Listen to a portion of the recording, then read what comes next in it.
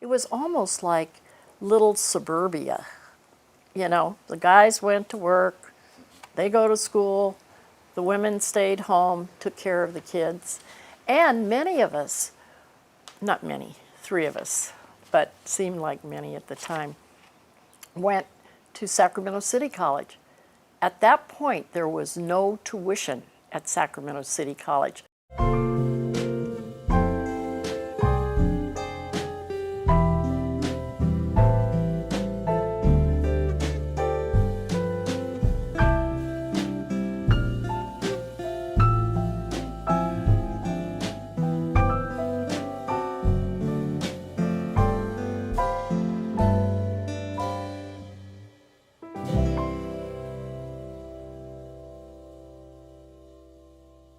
My name is Barbara Davis-Lyman, and I was born in Honolulu, Hawaii, when it was a territory in 1935.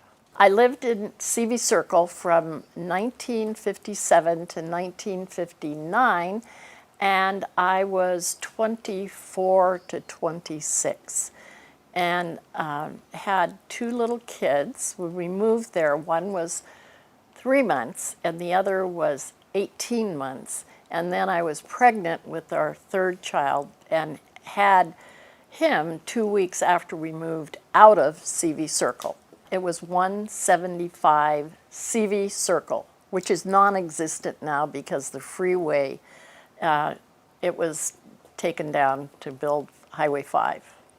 Whoever was assigning houses or apartments put all the college students in these 2 long buildings. So consequently, we made some really close friends. And up until maybe the last 10 years ago, 15 years ago, I kept up with some of them.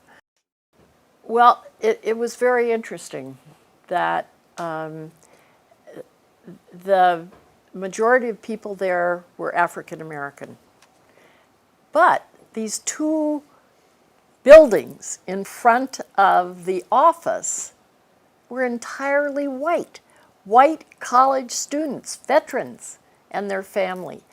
And God, I must have been so naive. It took me, you know, while I was living there, it didn't, because we made friends with people, not necessarily buildings away, but the building behind us. That's where I met the Beckhams.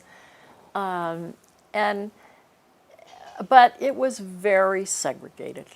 There were major events at Seavey Circle that I wasn't aware of the time they were major events because they were concurring events. And I witnessed police coming because there were altercations, women were being beat up, hassled around, but they had nowhere to go. Where were they going to go? The police would take the perpetrator in the back of the car off somewhere, and then they'd come back again.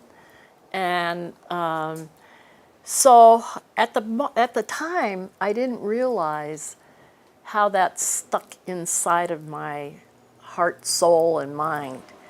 But when I went to City College, the same thing was going on with some of our students. And they were hiding in phone booths at night because they had nowhere to go. They didn't know where to go. And so with 3 of the students from City College, a group of around 8 of us met and said, we've got to do something. We had judges, lawyers, we had professors, and we had the victims of violence. And so we started WEAVE. We were the founding board and the people who started WEAVE.